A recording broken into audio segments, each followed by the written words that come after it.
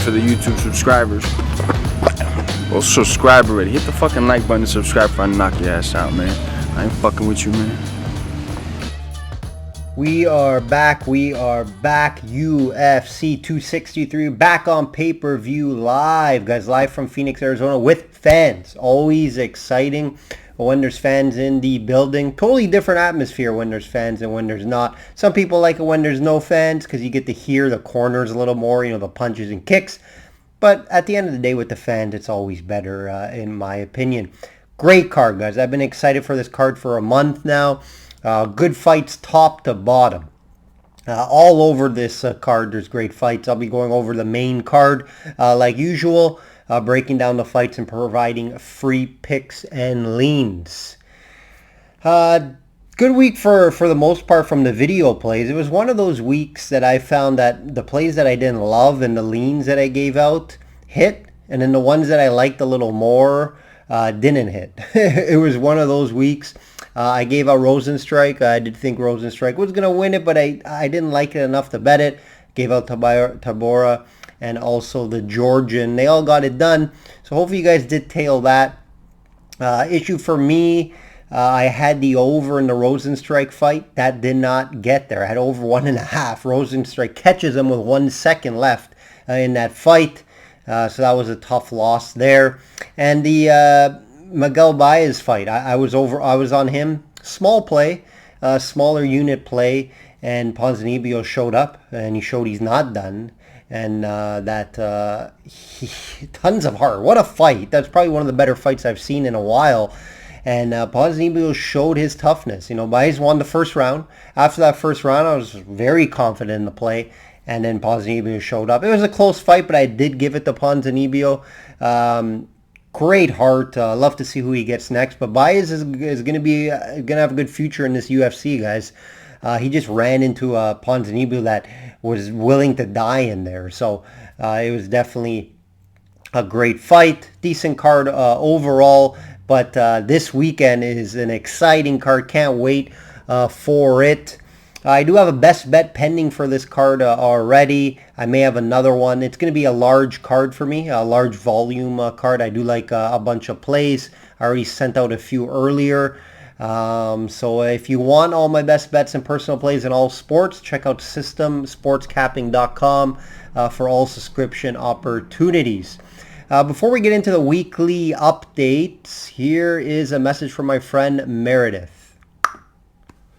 Guys, Meredith Gorman here, and are you still not subscribed to Matt's channel? Well, if you're not, hit the subscribe button because he's giving out free picks each and every week. Hope you have a good rest of your day. We are back. Let's get right into the weekly update, guys.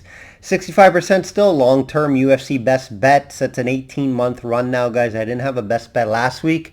Like I said, I'll have at least one this week pending in the UFC. NHL, we all know 65% regular season. A great regular season for myself. Playoffs so far up and down so far. Still profitable slightly, but we are about even, but we did hit our best bet, 2-unit best bet with Pittsburgh earlier on. NBA has been profitable in the regular season and playoffs so far, coming off a nice Suns win, -4 winner the other night. Futures have been an issue. I did not hit any NHL or NBA futures. So only one now. I had Portland series winner in the NBA, didn't cash that. And Pittsburgh let us down. I do have a Vegas pending ticket plus 175. Hopefully they wrap it up at home. They have looked incredible. They got to win that Vegas game in Vegas on Thursday. You don't want to go back to Colorado all tied up. PGA always running hot like usual. 68% best bet long term, guys, and a 70% Match Up Run long term right now. It's over 53 units in prop profit. Euro Cup futures sent out to subscribers. I'll be capping the tournament all month long. So now this is probably the best time to get on board. If you haven't tried out the service, or if you have before, this is the time. You got Euro, you got PGA every weekend, UFC every weekend, NHL and NBA plus, sprinkled in with a little MLB. Best time to get on board. If you haven't checked out my Euro Cup video, check it out. You still have a day or two before it all starts. Let's get right into the main card, guys. Let's get right into the main card. We have a lot to discuss here with some fun fights. Remember, shop around for the best price. Here we go. Two title fights, guys. Two title fights starting with Adesanya minus 260. It's all different. 275, 250 versus Vettori plus 210. Quick turnaround for both guys, right? Vettori got he just got that win over Holland, and then of course Adesanya the loss when he moved up. And you know, both guys turning around quickly here. No damage, right? Didn't sustain any damage, so they did get the go from the UFC. And you know, Vettori's getting what he wanted, the rematch, right? He thinks he won that first fight. I disagree, and most people would disagree. He lost 2-1. And you know, when he got him down in that third round, he didn't do anything. He just got him down and kind of laid on him like that Holland fight.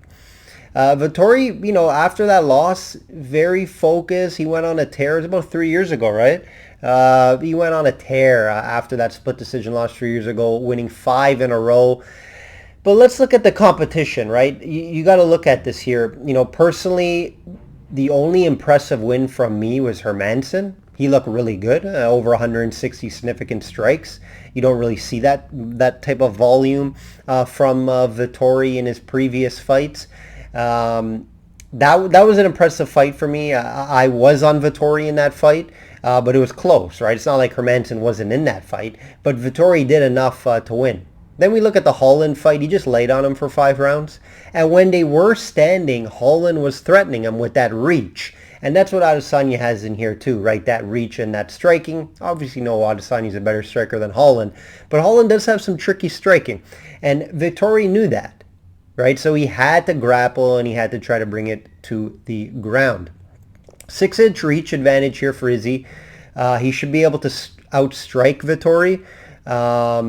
Use the kicking game to his advantage, stick and move what he's good at, and playing the distance game. You know, we all know the path to victory, Vettori, and it's to grind, grapple, try to come forward and get this to the ground.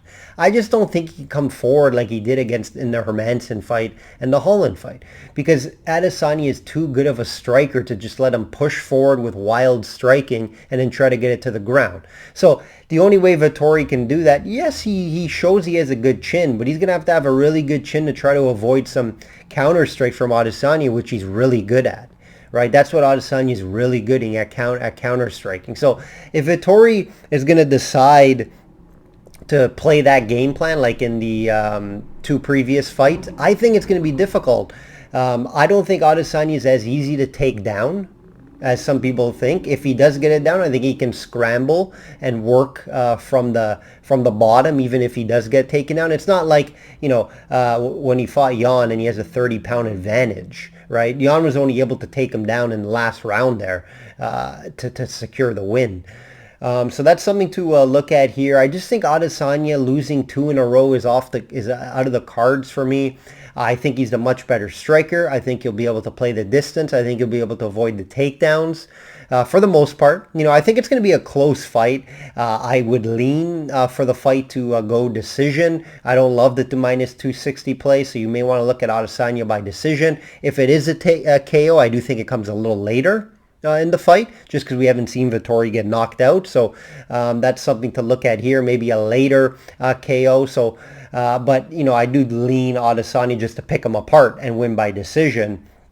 And like I mentioned, Vettori's path is only to lay on him. Like the Holland fight, it's just, you can't compare Adesanya and Holland's takedown defense. It's totally different, right? Holland, I have better takedown defense than Holland. You know what I mean? Like Holland's takedown defense is really bad. Holland needs to just go to camp and just train that, and that's all, right? His takedown defense. So I do think Israel knows this. Obviously he's been training that. I'd seen he's training with his wrestling coach on that, and I do expect this fight to mostly stay on the feet for the most part, which is bad news for Vettori.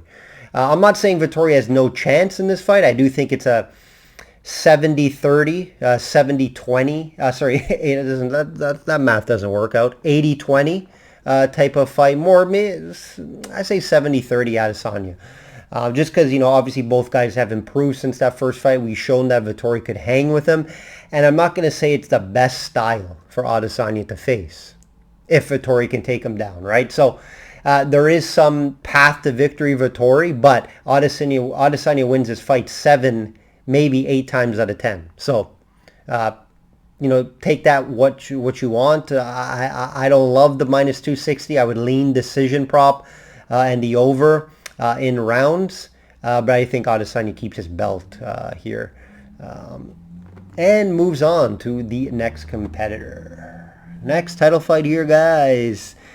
It's the rematch. Figueiredo minus 220 versus Moreno plus 180. I can't wait for this one, guys. If it's anything like that first fight, we are in for a treat. Moreno showed his toughness in that first fight and that he can take a punch, right? So did Fig. Fig got hit with some big punches as well.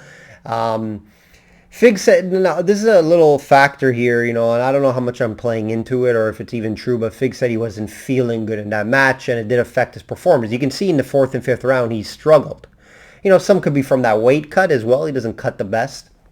But he did say he was sick, so I don't know how much that played into a factor here. He still got the win because of that point deduction. It turned to be a draw. Here we are again. Another thing to look at as well, I think maybe Fig took him a little lightly, and it turns it up in this fight. He did say he had one of the better training camps. I did watch some interviews with him and his coach, so that's something to look at here. I expect a more focused Fig in this one after knowing how good Moreno really is, and that one. And I do think he's going to look for the KO. There is tons of value with Moreno plus 180. I don't blame you if you're betting Moreno. Moreno money's been coming in, right? Figueiredo was minus 280 not too long ago. Money's coming on Moreno. I get it. It's not the best match of Figueiredo, right? Moreno can come forward, kind of zombie style. He can take a punch and he can wrestle. It's not the best. It's not the best formula for Figueiredo to just run through. So I think it's going to be a tough fight. If there is a KO, it's going to come late. And, I do think there is value with Moreno. This is not a fight I'll be on personally. I do think it goes over in rounds. I do think Figueiredo does get it done. If you ask me who's going to win this fight, I lean Figueiredo. But I'm not betting this fight. I don't love minus 220, especially how Moreno looked in that first fight. I just think Figueiredo is going to be more ready for this fight. And I don't know how much Moreno can improve and show anything different in this one. So I just think Figueiredo seen Moreno in that first fight. I think he's going to be in better shape for this one if he actually was sick or whatever the case may be. But watch the weigh-ins in this one. We know Figueiredo has issue in the weigh-ins, so watch the weigh-ins, see how that goes. But yeah, I'm leaning Figueiredo. I just don't love the price here. And the outcome, tough to call on the outcome. I lean a late finish, but it's something I'm not going to be betting, guys. We got, it's a fun one, but I don't think it's going to be a fun one for Diaz, guys. Edwards minus 575 to minus 600 versus Diaz plus 425. If you liked Edwards before, you should have got on it before. It's jumping. I think it was 450 or 400 before. It's flying up. What a huge line. I get it. It's warranted. I just have to give it up to Diaz for taking this fight. Towards the end of his career and still wants to fight the best guys out there. Diaz is such a big name and he can get these fights still because of that, right? It's such a tough matchup for Diaz, in my opinion. Edwards is such a superior striker compared to Diaz. It's very hard for me to find a path for Diaz to win this fight. The only way, in my opinion, is he catches him in a wild submission. Is it possible? Sure. right? Is Edwards' ground game amazing, and is that his go-to? No. Can Diaz get him to the ground? I don't think so. Edwards has some good takedown defense, so I don't think Diaz can just get him to the ground. But if it somehow gets there, Diaz could sneak somehow a submission. But I don't see it. I don't see it happening. It's kind of a 1 in a million type of shot. If you want to bet this fight, you have to try to find an outcome. And it's tough. It's very tough because Diaz, one of the toughest and most durable fighters in the UFC, right? The numbers are telling you they don't even know what way to go. Plus 120 to finish, plus 125 to win by decision. I could see a late stoppage. Sure, late stoppage maybe due to an injury or cut, right? Diaz always gets cut. Or he could just fall apart late. But we know both guys' cardio is good, so I don't see this ending early.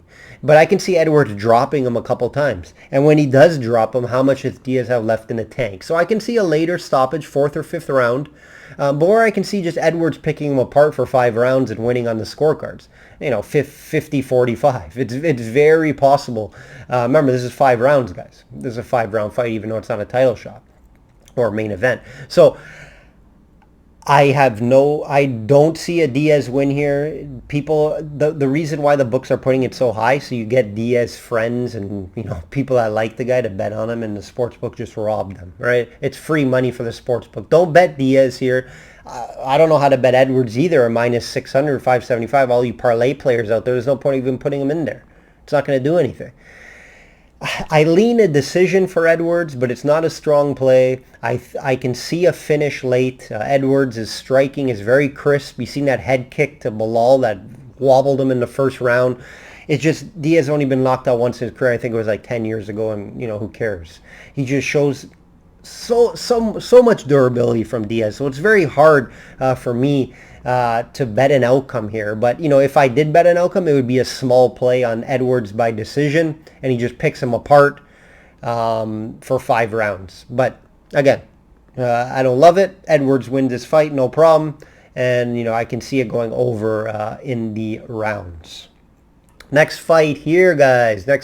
Mohammed minus 230 versus Maia plus 190. This could be Maia's last fight, guys. Older, 43, 44 now. A weird one to say goodbye to, though, right? I expect him to fight one more after this, maybe against a vet. But we'll have to see. Big striking advantage for Bilal. It's very simple in this fight. If Bilal can keep this on his feet, he wins this fight. Right? It's a very favorable matchup for him. He wanted this fight. He called out Maia. He really wanted this fight. I get it. It's a good matchup for him. Maia's only path to victory is pulling off a submission and getting to the ground. Can he get Bilal Muhammad to the ground, the 44-year-old man who's way out of his prime? I don't think so. So this is why I think Bilal just comes forward, strikes, uses leg kicks, outstrikes him, grapples on the cage when needed, avoids any takedowns. Because we know if he gets to the ground, we've seen Bilal get taken down before. He's not great on his back. So Maia could get something. I just don't see it getting to the ground. I think if it gets to the ground, Mohammed may get it there himself. We do see that Mohammed's able to take down guys, but I don't think he's going to want it to do it. I think he's going to keep the distance and outstrike him. And when Maia tries to shoot in, Mohammed's just going to be able to stop the takedown. That's how I think it's going to go, guys. If you don't like the price, obviously you can put in a 2-fight parlay, but I like the decision prop for Bilal. 6 decisions in his last 7. So I do think it goes the distance. Bilal by decision is worth a look. Get that at plus money. But yeah, when you only have one path to victory and your path is to take him down and submit him, you're going to bet the other guy. You're going to bet the other way, right? Especially at age 44. He already said in his interview it's probably his last fight. That tells you a lot as well. So, yeah, Bilal is the play. This fight should go the distance. Unless, it's not like Bilal has some knockout power or anything like that. It could be a TKO finish. I could see that happening. But I don't see a clean knockout from Bilal. So Bilal by decision just picks him apart on the feet and avoids any serious takedowns. Last fight here, guys. Last fight. Hill, minus 300. Yes, minus 300 versus Craig, plus 240. Hill's bringing that undefeated record into this one versus submission artist Craig. Hill has looked good, especially versus the vet in St. Preux in his last fight out, getting the knockout. This line's just crazy to me, in my opinion. It's a little too high for a guy with limited experience. And against a guy, Craig, who showed his toughness and, he can pull off a submission. We haven't seen Hill, fight off his back or on the ground. So if Craig can get it there, he does have a path to a victory. But Hill looks good though, right? Tons of power in those hands. Big dude in there as well. Craig, he hasn't really beat any. He beat Rua, an older Rua, draw, and then he beat him once. He hasn't beat anyone impressive besides that. This isn't a fight I'll be on personally. It should be interesting to see if Hill is the real deal. I think if he gets a KO in this one, Hill's going to be a factor here in this division. KO props minus 125, which is pricey for an outcome bet. So it's something I'm not going to be on, guys. I don't like the lines here. I don't see any value to bet this fight. I don't think it's going to go the distance, but the line will tell you that as well. No breaking news there. It's not a fight that I'll be on. There is tons of value at Craig, plus 240. I don't blame you if you're going to put a little small sprinkle on Craig. Definitely don't blame you, but I won't be doing it. It's just a fight I'll see how Hill pans out, see if he is the real deal, and see if I will be betting him in the future. That will do it, guys. That will do it. Fun card. Tons of plays I have this week going on. Big volume card. I like a lot of prelim fights as well. A lot of good fights on the prelim and early prelims. This is the best month to get on board, in my opinion, guys. Euro plays all month. And then, like I mentioned, all the other plays. So check out systemsportscapping.com and start winning now. Like I always say, guys, bet smart and know your limits. Take care.